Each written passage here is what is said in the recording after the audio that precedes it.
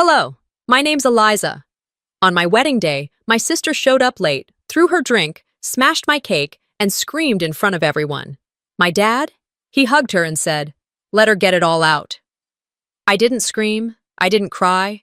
I just stood there, watching the people I called family choose her chaos over my silence. Again. That night, I didn't fight back. I just froze her life. Tuition? Gone? Apartment? Locked? Access to me? Cut. But the worst part? They weren't shocked. So now I'm wondering, what kind of family does that to you and still expects you to show up for Christmas? Would you have said something? Or would you have stayed quiet? Like I did. It hadn't started yet. Not really. But I could already hear the cracks. The morning sun had a golden cast that made everything feel softer than it really was. You know the kind, when the air is just warm enough to pretend things are okay, and the breeze tricks you into believing peace might hold. The lake shimmered beside the venue, surrounded by early spring blooms carefully planted by the staff. They did their job. Everything looked perfect.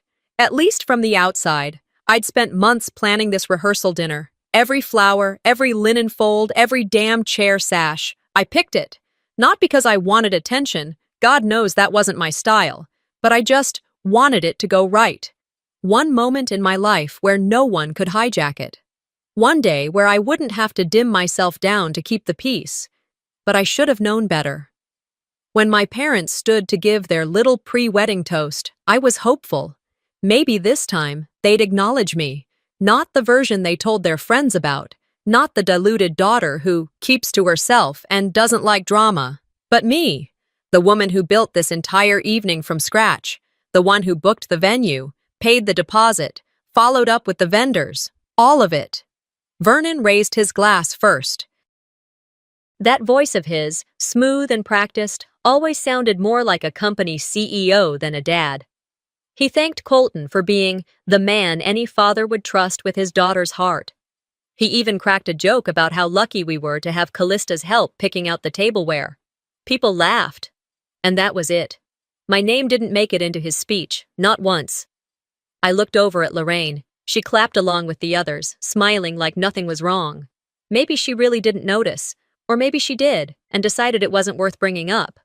Either way, the message landed, loud and clear. Be pretty. Be quiet. Don't expect applause for doing the work. I swallowed it like always. Smiled, nodded, sipped my water. That evening, I stayed late to check on a few last-minute things. The catering truck was pulling out just as the sky turned lavender. I lingered under the string lights outside the venue, smoothing the tablecloths one last time, watching the last glimmers of sun reflect on the water. Then I heard the heels. Click, click, click. Callista never walked. She announced her presence. I turned around, and there she was, dressed head to toe in white. Not off-white, not beige. White, a backless, lace-lined, body-hugging number that looked suspiciously bridal. She didn't look at me. She went straight to the mirror in the lobby and adjusted her lipstick. Her hair was curled just enough to look effortless, though we both knew it never was. Guests began trickling in. Whispers followed her like perfume. A distant cousin leaned in toward her, squinting. "Oh, are you the bride?" She laughed, a melodic, polished little laugh. She always wanted to look like me. That one landed like a slap. I felt Mira's eyes find mine from across the room. Her brows furrowed. She didn't say anything. She didn't have to. Callista sauntered off to find champagne, already collecting compliments. She was a magnet in any room, especially when she wasn't supposed to be. That was her magic. She could turn any spotlight into her own, even when she was uninvited to it. I stood near the fireplace, trying to gather myself. Colton joined me, his hand on the small of my back. He didn't say much. He rarely did during family events. But he squeezed just enough to let me know he saw it too. "You okay?" he asked gently. "I'm fine," I lied. He didn't push. He never did. He knew I'd talk when I was ready. Inside, the gnawing had already started. It wasn't just about the dress, or the comment, or the way she glided through my night like she owned the place. It was all of it, layered, heavy. It was every birthday I let her interrupt, every phone call where she cried, and I dropped everything to come fix her mess. Every time our parents turned to me and said, "Just let her have this one," every "this one" had turned into a lifetime. Later, when I saw the seating chart had been shuffled, Callista's name had somehow been moved to the front center table, directly beside Colton's parents. I didn't ask questions. I knew. She always found a way to reposition herself where people would see her first. It was a pattern, a system. She didn't need to scream to steal. She just took, quietly, repeatedly. The evening wound down with music and half-hearted small talk. Everyone said it was lovely, elegant, just like Callista would have done it. I smiled. I nodded. I told people thank you. But my hands were cold. After the last guest left, I stepped outside alone. The lake, calm and black now, reflected the faint glimmer of fairy lights that lined the wooden railing. The silence wrapped around me, not comforting, but suffocating. I could feel the tears pressing against the back of my throat, not from sadness, but from the weight of always swallowing things I never should have had to. I leaned on the railing, staring at my own reflection, the version of me that was always polite, always composed, always accommodating. It hadn't started yet, not really, but I could already hear the cracks. The door to the venue clicked shut behind me as I stepped back inside, letting the cool air from the lake dissolve behind me. The murmur of voices in the hallway guided me toward the dining area, and just before I reached the entrance, my mother appeared, smiling, wrapped in pearls, and holding a small box. "For you," she said, placing it in my hand. "Something old." Her voice was soft, almost sweet, the kind of tone she reserved for social functions and holiday cards. I gave her a tight smile. "Thanks, Mom." She patted my arm before drifting away into the dining room, already laughing at something Vernon had said. I held the box in my hand for a second before tucking it under my arm and following her in. The bistro had been closed off for our party, the staff bustling between white tablecloths and wine glasses that caught the candlelight just right.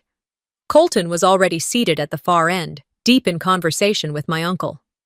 Mira waved me over to a seat beside her, and I slid into place, placing the gift box on my lap beneath the napkin. Vernon stood and tapped his glass with the base of his fork. All right, everyone settle down," he said with the confident ease of someone who liked the sound of his own voice in a room that would never challenge him. "We've got ourselves a big day tomorrow, and I just want to say how proud we are of Colton." Colton nodded graciously. "And, of course, of our girls," Vernon added. "Especially Callista, who helped us get the table settings sorted when everything was about to fall apart. Always our stylish lifesaver." The room laughed. Someone clapped.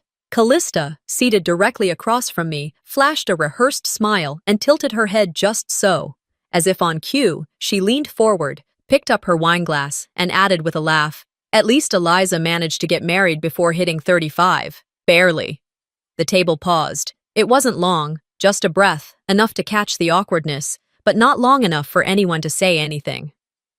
Then came the polite chuckles, the kind people give when they know a comment's inappropriate but not their battle to fight.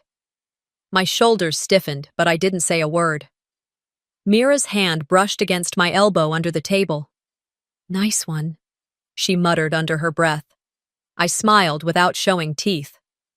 After dinner, back at the apartment, Colton and I were going through small gifts that had been passed to us throughout the day. I remembered the box Lorraine handed me and pulled it from my bag. The paper was neatly folded and taped shut like something out of a catalog. Inside was a silver picture frame with a chipped corner, one I hadn't seen in years. "Oh, wow," I said, mostly to myself. "What is it?" Colton asked, leaning in. "This was in my old room growing up," I said. "Used to hold a picture of me and Mom from a camping trip. I thought she threw it out." As I turned the frame in my hand, my stomach tightened. The photo inside wasn't of me and Lorraine. It wasn't even of me. It was Callista, standing at her high school graduation stage, alone, beaming. Colton looked at it, then looked at me. "Seriously?" I didn't say anything. I slid the photo out and placed it face down on the counter. "You want me to say something?" he asked, his tone even. "No," I said. "She wins if I do."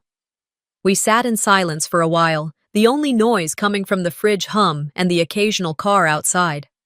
I leaned back into the couch and closed my eyes for a second. It wasn't the frame. It wasn't even the photo. It was the message behind it, one more tiny, deliberate reminder that this wasn't my family's celebration. I was a guest, a tolerable one, as long as I didn't make waves. I opened my phone. No missed calls. One new message. Mira, tomorrow's your day. No one else's. Don't let her twist it. I stared at it. I didn't type back, just read it a few more times and locked my screen. The apartment was quiet again. Colton had stepped into the other room to finish packing a few things. I stood, walked into the bathroom, and faced the mirror. My reflection didn't look tired. It looked calm. Too calm. I picked up my vow notebook from the counter and read through the lines I'd practiced 100 times. They felt foreign now, staged, polished, like the rest of this curated life I was holding up with 2 hands and 0 help. I whispered the first few lines, watching my mouth shape the words. I wasn't nervous about marrying Colton. I wasn't even nervous about the ceremony. I was nervous about the space between the moments, the silences that people like Callista fill with chaos, and the way people like me are expected to endure them quietly. I flipped the notebook shut and stared at my reflection one last time. Tomorrow was going to be beautiful. If I let it. I turned away from the mirror, left the bathroom light on, and walked slowly back toward the bedroom.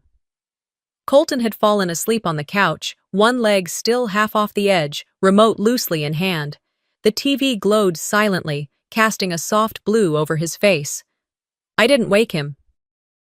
He looked peaceful, and I needed at least one thing tonight to stay that way. I pulled the sheets back and slipped into bed, the vow book still tucked under my arm like it might rewrite itself overnight. Sleep didn't come easily. Not because I was nervous about vows or photos or dresses. It was something deeper. Like I'd been holding my breath since childhood and suddenly noticed how starved I was for air. The hum of the fridge, the occasional car passing outside, it all faded into background noise as my mind spun into places I hadn't visited in years. I was 12 when it started. There was this piano scholarship through the City Arts program. I'd worked so hard for it. Extra hours after school, weekends with Mrs. Crowley, who smelled like peppermint and hand lotion, strict about posture and tempo, but generous with encouragement. When I got the call saying I'd been accepted, I was over the moon. That night at dinner, I could barely sit still. I told everyone between bites of overcooked chicken, expecting at least a high five or some sort of reaction. But instead, Mom exchanged a look with Dad, and then she said the words that still echo whenever I try to celebrate anything. Eliza, sweetie, your sister's having a hard time right now. You know how she gets. Maybe you can take the scholarship next year. Let her have something to focus on this summer. I remember blinking. I didn't even understand what they meant at first. Callista didn't play piano. She didn't even like music. She's going through something, they said again and again. The phrase became a kind of chant over the years, the excuse they wore like a badge, as if being fragile made her sacred. And me?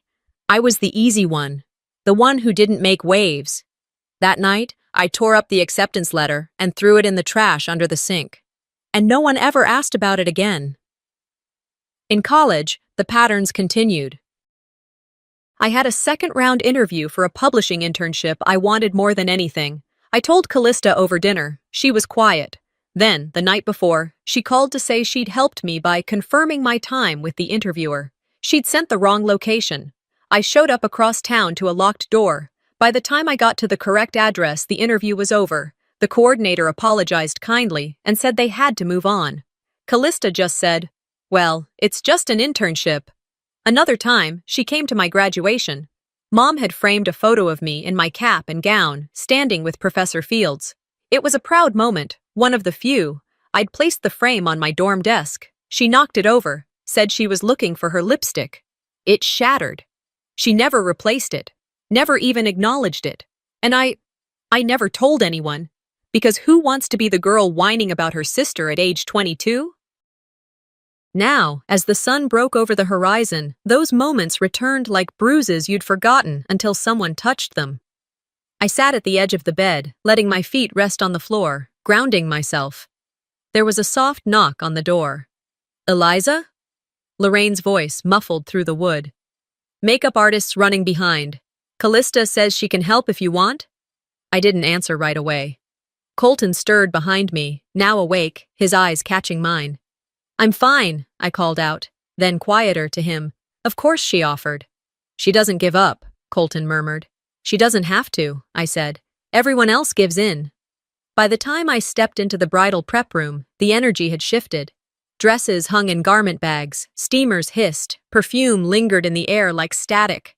Mira handed me coffee without saying a word, just a nod that said, I'm here, I see it. Lorraine appeared again, this time with a hopeful smile. She's just trying to help, honey. Don't be so hard on her. I blinked. You mean the same way she helped with the seating chart? Or the photo frame? Lorraine's smile faltered. She's going through something, I finished for her.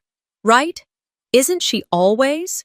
She gave me that look I knew too well, the one that said, please don't ruin this. It wasn't a request. It was a warning. I didn't respond. I didn't trust myself to. A few minutes later, the photographer arrived, chipper and oblivious. Bride and sister of the bride photo? I turned to face him, mascara wand still frozen in my hand. Not today, I said evenly. A hush fell over the room. I didn't raise my voice. I didn't need to. I picked up my veil and walked into the hallway. Tomorrow might be the wedding. But today I started choosing myself. I didn't give her the satisfaction of stopping. I walked right past her, even as the sharp edge of her voice cut through the hum of the hallway like a blade. You look like you're about to cry already. I didn't flinch. I didn't give her my eyes, my words, or even the smallest tilt of my chin. Just one step after another, steady down the corridor, until the door to the courtyard clicked behind me. The scent of lilacs drifted in with the early afternoon air.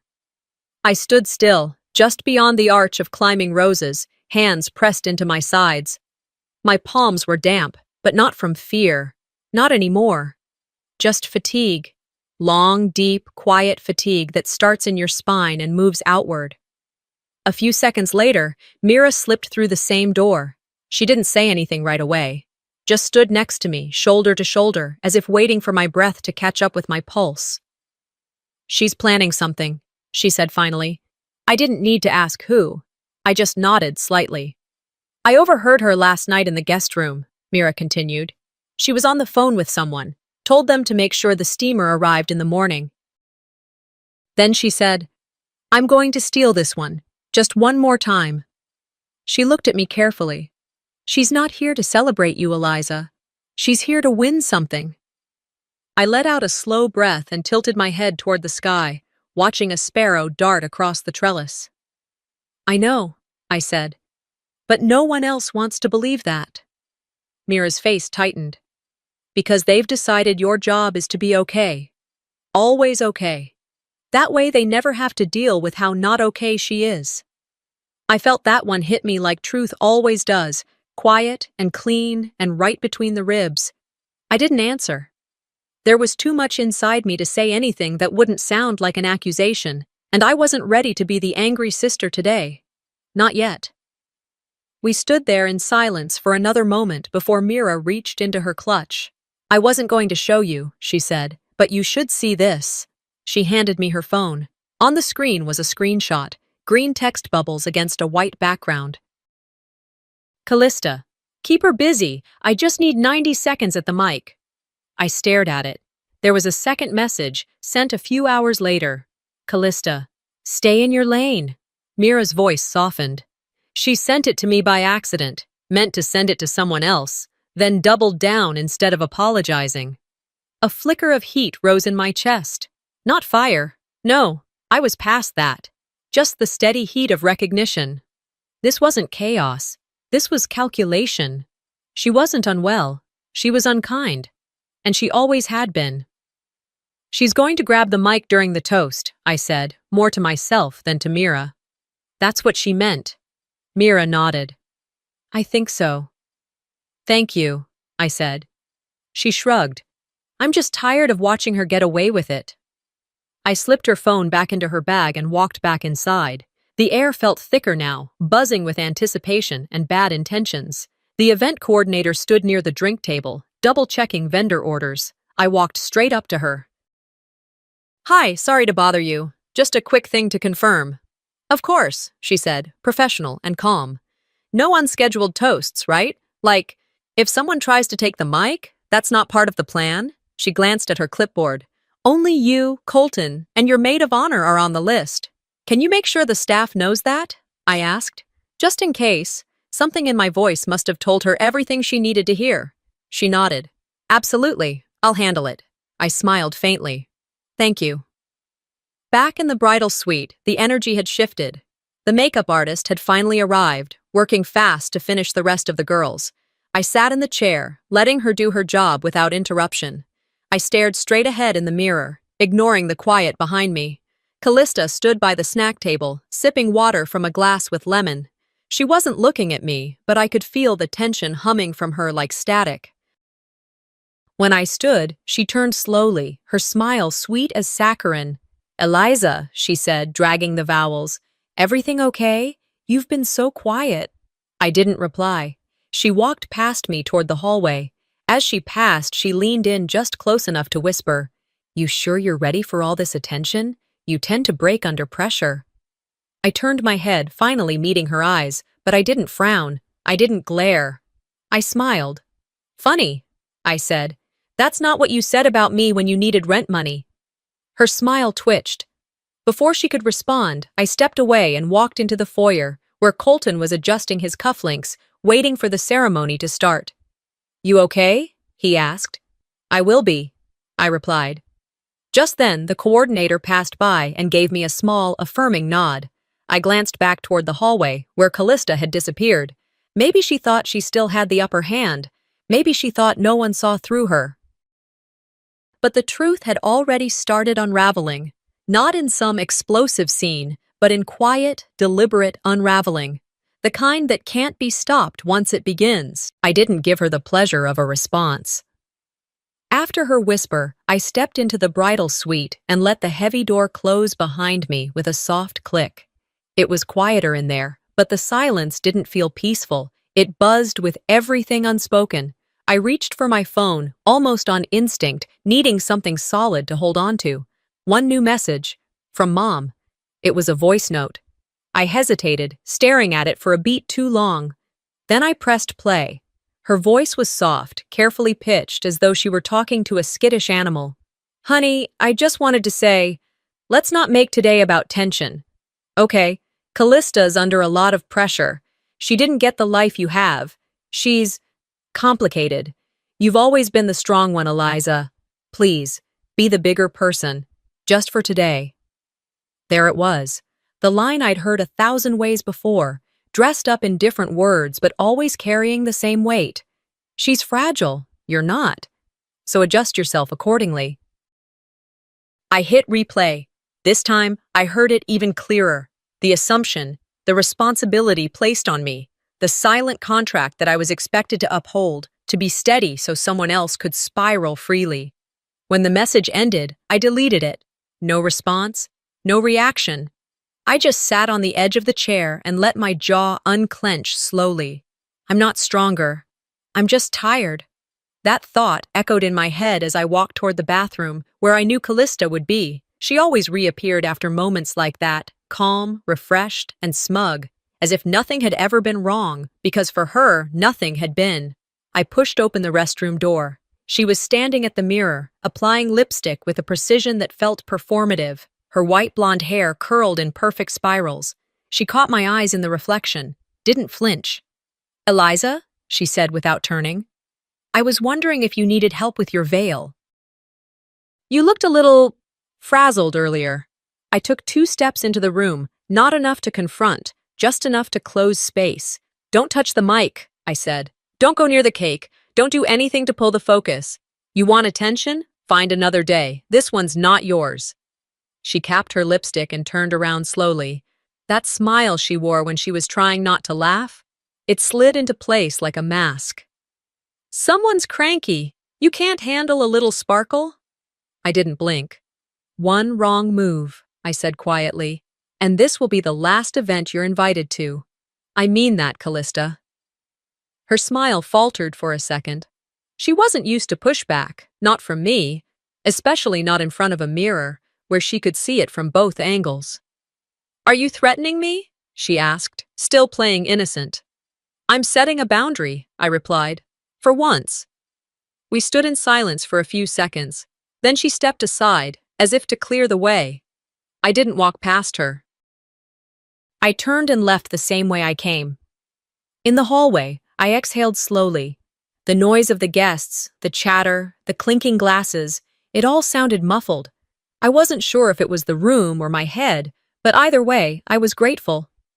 Colton was near the entrance to the reception hall, talking to Mira. He looked up as I approached, eyes scanning my face. You good? He asked. For now, I said. Did you talk to her? I did, I answered. She heard me. I walked with him into the ballroom, where everything had already been set. White linens, gold-trimmed glassware, tiny place cards lined up with military precision. It was beautiful, almost too perfect, like the kind of place you'd never suspect something was brewing beneath it.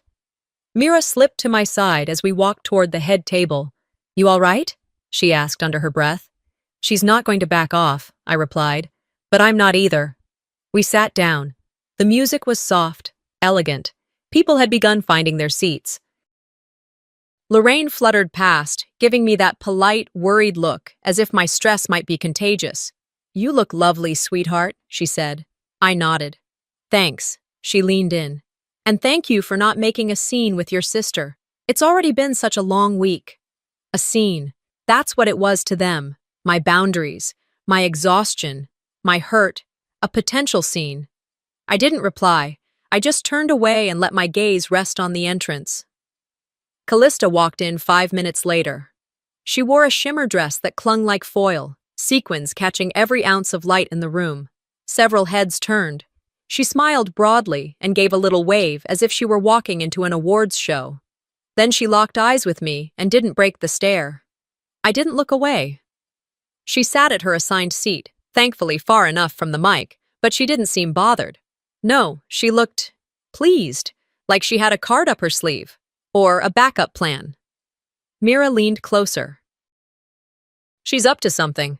I know, I said. Then the MC approached the podium, tapped the mic, and welcomed everyone. The evening had begun, and so had the countdown. The mic in my hand felt heavier than it should have. I didn't grip it tightly, just enough to keep it steady. The band had quieted down. The room settled. Eyes were on me, warm and expectant. I scanned the faces briefly. Colton's parents with polite smiles, Mira with that familiar quiet steel in her eyes, even Aunt Joyce, who always smelled like lavender and said the wrong thing at the worst moment. I cleared my throat. The opening lines of my toast were the ones I'd rehearsed, the ones that had lived in my notes app for 6 months. But suddenly, they didn't matter. I adjusted the mic and smiled. It wasn't a wide smile, not the showy kind, just enough to hold myself in place. I won't keep you long, I said.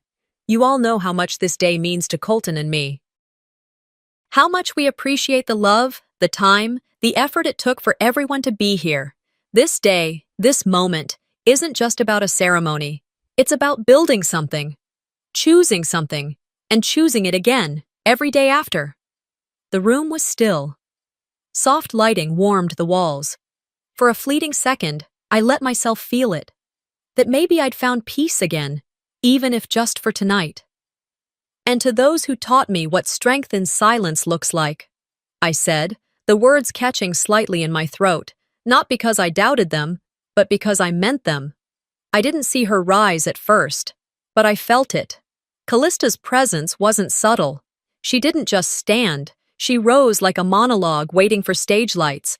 A second later, her champagne glass arced through the air, a shimmering stream that cut across the dessert table with practiced aim. The glass exploded against a photo frame. A picture of Colton and me in Maui, the one Mira had taken during our engagement trip, shattered beneath wet crystal and sticky liquid. Gasps rang out around the room. Then silence, thicker than anything I'd ever heard. But she wasn't done. Callista strode toward the cake. It was a three-tiered design, white with navy accents, tiny sugar flowers that matched my bouquet. I'd spent hours picking it out. She grabbed the edge of the table, braced her arm, and shoved it forward. The cake tipped, wobbled, then crashed onto the floor with a wet, undignified thud. She turned to me, eyes blazing. Her voice rose, not slurred, not frantic, clear, controlled. "Serves you right, you fake saint, acting like you're better than us. You've always thought you were so above it all. Well, here's your reality check." The room held its breath. No one moved, not even the DJ, who had frozen with his hand over the soundboard. I didn't move either. Mira stood slowly, but Colton reached for her arm and gently pulled her back down. His other hand stayed on the back of my chair. And then, Vernon. He pushed his way through the crowd, stepping around broken glass and cake frosting without a glance at me. His arms reached for Callista. "It's okay," he said, like she was a child who'd scraped her knee. "Let her get it all out. She's just overwhelmed." No one else spoke.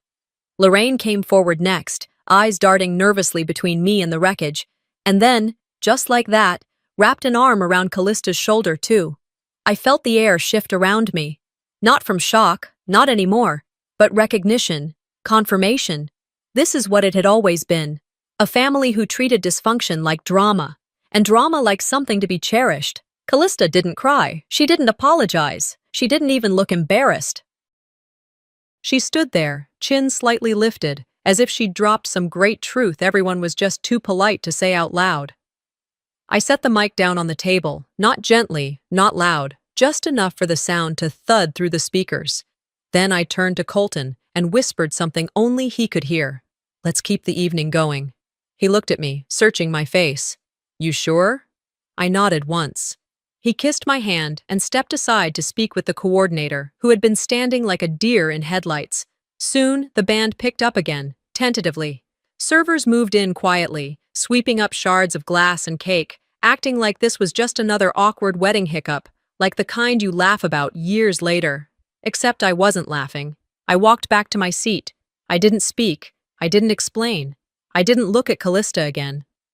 Guests began to stir, some whispering, some pretending nothing had happened. The energy shifted uncomfortably, but not enough to collapse the evening. Mira leaned in close. "Eliza, I'm fine," I said. "Later." She knew better than to push. As the evening limped on, people eating around the empty cake table, the band playing something jazzy to fill the silence, I sipped water and stared at nothing. This wasn't the moment I broke. It was the moment I stopped pretending. At the end of the night, after the last song had been played and the chairs had been folded, I walked outside, heels clicking against the patio stones. The lake reflected the moon like it didn't know what had happened.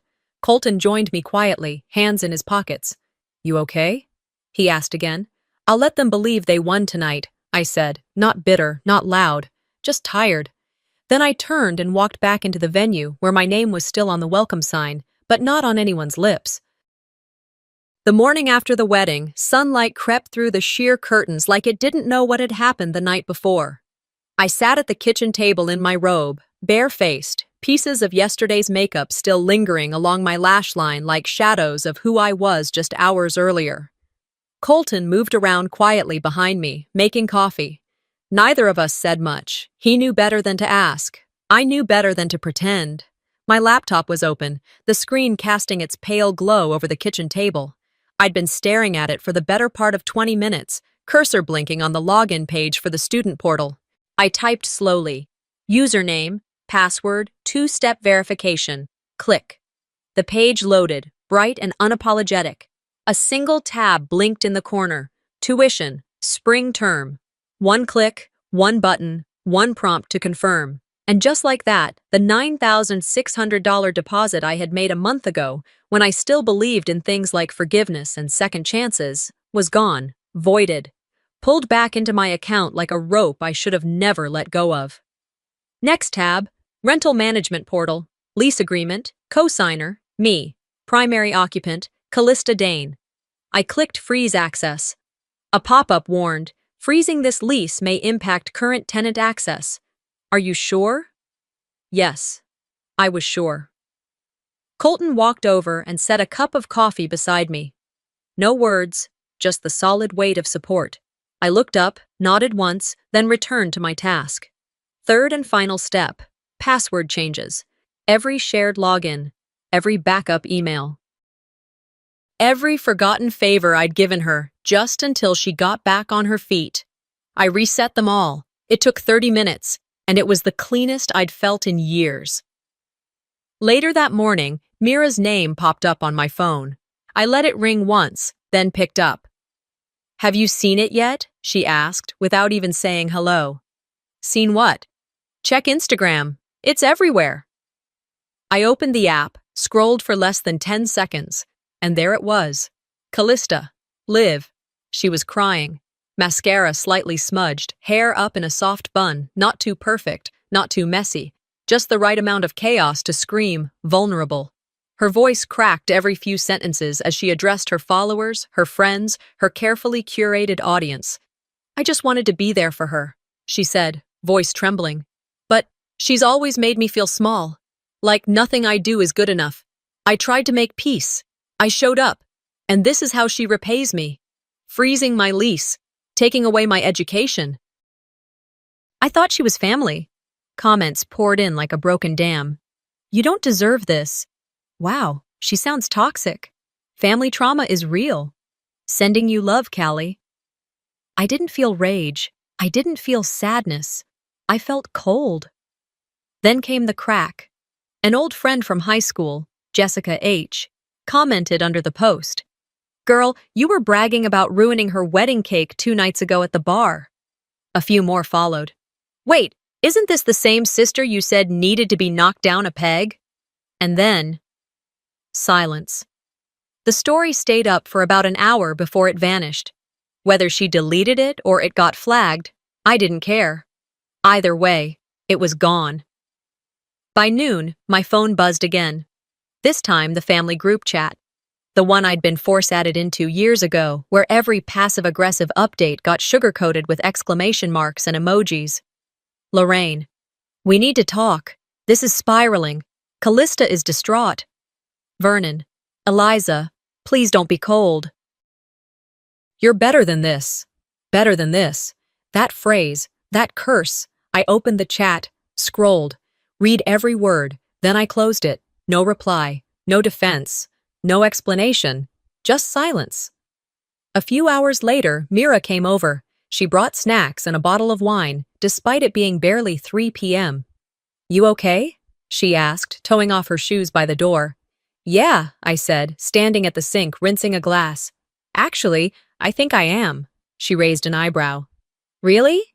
"I don't feel triumphant," I admitted. "But I feel like I stopped waiting for them to see me." "That's something." She nodded, curling up on the couch like she lived there.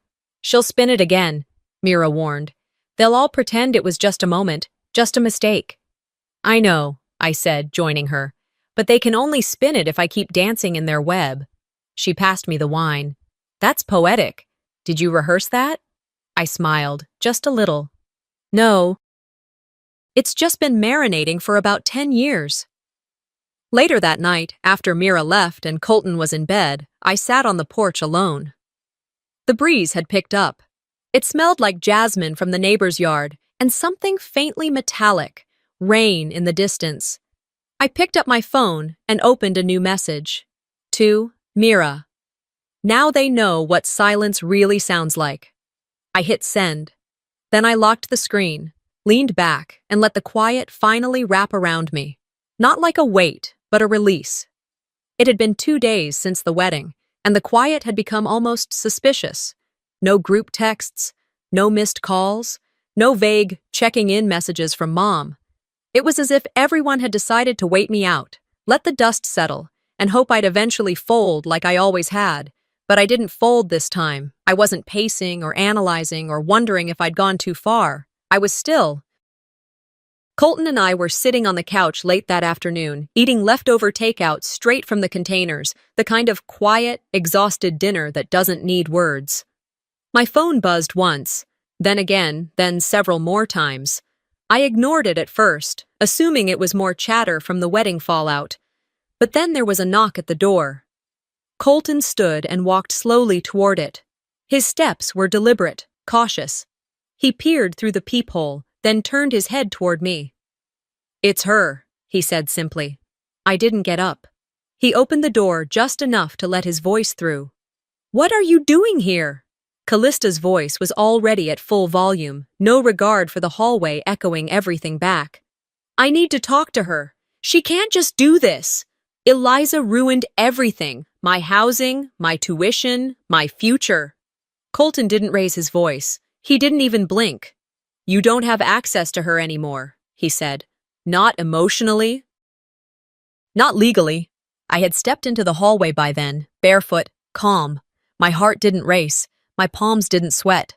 I held an envelope in my hand. Callista's gaze locked onto mine like she expected a fight, but I didn't give her one. I walked up to the door and handed her the envelope. She hesitated, then opened it right there in the doorway.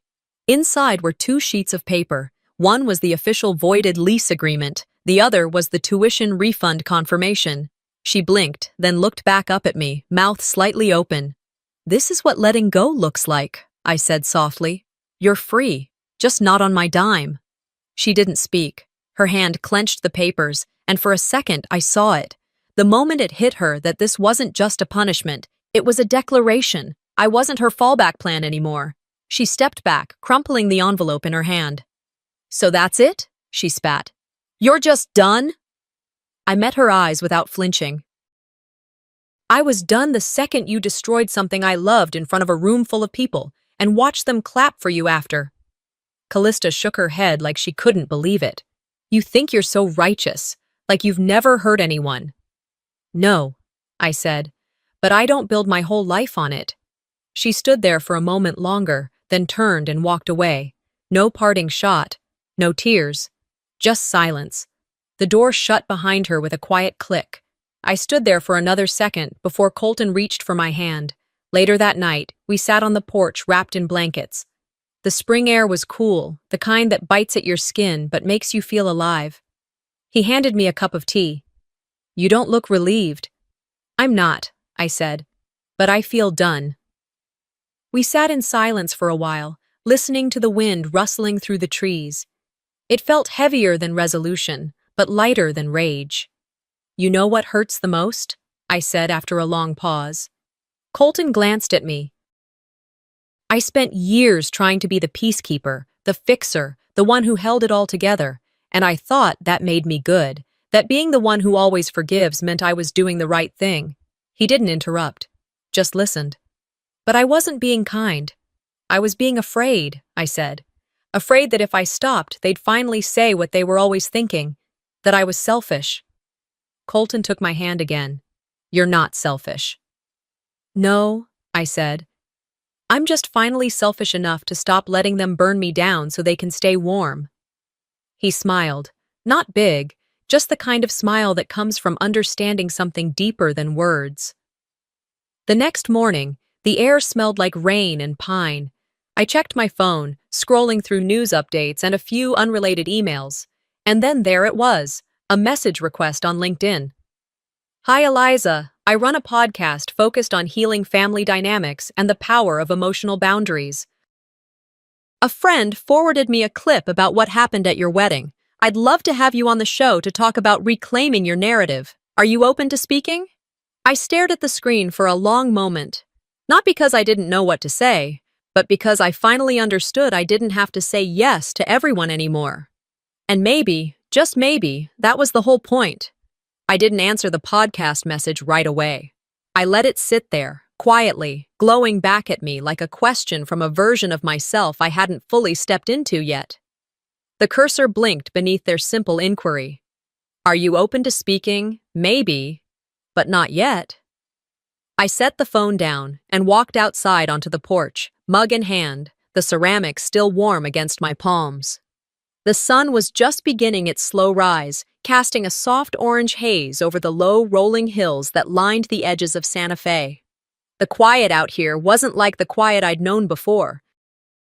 Back home, silence came with pressure, like an invisible hand on your chest, a demand to behave, to concede, to shrink. Here, it breathed with me. It widened when I needed space. It didn't ask for performance. Our house wasn't large. It had no formal foyer, no second-story overlook, no guest suite ready to absorb unexpected visits. It was small and intentional. A place built not to impress, but to hold us, fully, gently. Every paint stroke on the walls was ours. Every plant perched in the windowsill had been chosen by us, carried in by hand, potted with dirt still under our nails. Colton had built shelves for my books using repurposed wood from an old barn door we found at a flea market. I hung wind chimes on the back porch that I used to think were tacky. Now they were one of my favorite sounds. There was no spare key floating in some family drawer. No, just in case, welcome mat. No script for how to host a reunion. It was the first place I'd ever lived that didn't belong to my past, and that meant everything. My workspace was a small corner in the living room, tucked near the window where the light came in golden and slow. From there, I coached women, most in their 30s, 40s, 50s, who had just started realizing that their silence wasn't peace and that choosing themselves didn't mean abandoning anyone. They came to me not for miracle advice or therapeutic monologues, but because I told the truth, blunt, loving, unflinching. I didn't offer sugar-coated affirmations. I taught them the one sentence that had saved me more than once. That no longer works for me. Near my desk hung a framed quote I'd found in a thrift shop the week we moved in. Printed in faded script, on paper browned at the edges, it read, "Silence isn't weakness. Sometimes it's power." It felt like a lighthouse, a sentence I could wrap my spine around. A few weeks into our new rhythm, Mira sent me a text with a link. "Thought you'd want to see this." It was a regional article from a Seattle blog. The headline made my breath catch, though I couldn't say why. Seattle woman reclaims power after wedding breakdown, now coaches others to do the same. The photo was of me, from behind, my arms slightly outstretched, speaking to a group of women at a leadership retreat. My hair up, sleeves rolled. No script in hand. The journalist had done their research. They'd gotten the details mostly right. They'd even quoted one of the podcast producers. It wasn't sensational. It wasn't pitying. It was respectful, quietly admiring. The article began to circulate, not viral, not explosive, but steady, organic. Then came the DMs. Women I'd never met writing things like, "Thank you for saying what no one else would." I thought I was the only one. I let them sit in my inbox for a few days before responding. I wanted my words to be clear, not reactive. I didn't need to prove anything to strangers. I only needed to stay true to myself. Then, one breezy Saturday morning, Colton stepped inside from the porch, his voice calm. "There's a car out front." He didn't elaborate. He didn't need to. "Washington plates." I didn't look. I didn't need to. I poured the rest of my coffee into the sink, set the mug on the drying rack, and stepped outside. The sky was a powder blue, just a few thin clouds tracing the horizon. Vernon and Lorraine stood beside a silver rental sedan, each holding a paper cup from the local cafe, like they were on their way to a weekend getaway. Neither of them moved toward the steps. They waited. When I approached, they both straightened.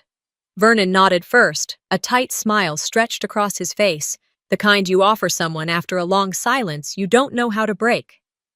"Hi, Eliza," Lorraine said, voice soft. "Practiced." Vernon followed, his tone clipped. "We saw the article. We thought—" He stopped there, and Lorraine picked up the thread like a handoff. "We thought maybe we owed you a conversation." I nodded once. "Okay." They didn't ask to come inside. I didn't invite them. We stood by the porch railing, the morning breeze brushing lightly across Lorraine's scarf. Vernon spoke first. "We didn't protect you." He looked down, then back up. "We thought we were, but we weren't. We let too much slide, for too long." Lorraine added, "It's not that we didn't love you, it's just, she was always louder, and you always seemed fine." I didn't interrupt. I didn't correct. When they finished, I nodded again. "I'm not angry," I said. "But I'm also not coming back." Lorraine's eyes shimmered, but she didn't cry. Vernon cleared his throat, then said, almost a whisper, I hope you're happy. I am, I replied. And I was. Lorraine stepped forward and gently opened her arms. I let her hug me. It wasn't warm. It wasn't long. It was just closure. They left 10 minutes later. No scene, no speech, just two people who had finally recognized the consequences of all the silences they'd once let pass. 2 weeks after that, the podcast episode dropped. The producer handled it with grace. No sensationalism, no drama, just the facts. I told the story plainly. No slander, no revenge, just reality. The episode ended with the sentence I'd rehearsed more times than I could count. Family doesn't mean immunity, and healing doesn't always mean reunion. It aired on a Wednesday. By Thursday, I had over 24 emails. That Sunday, Colton and I walked to the local market, like we always did. The air was crisp, the streets sun-drenched. Vendors chatted about dried lavender and handmade mugs. Hope floated like pollen in the spring. We passed a small table selling second-hand wedding decor, chalkboard signs, mason jar centerpieces, cake toppers stacked in a wire basket. I paused, fingertip grazing the edge of a tiny wooden plaque. Colton noticed. "Want to get one for the shelf?" he asked. I thought about it, then I shook my head. "Let's just take the piece instead." He smiled. "Deal." And we kept walking, forward, quiet, free. Sometimes, peace doesn't come with forgiveness, it comes with letting go.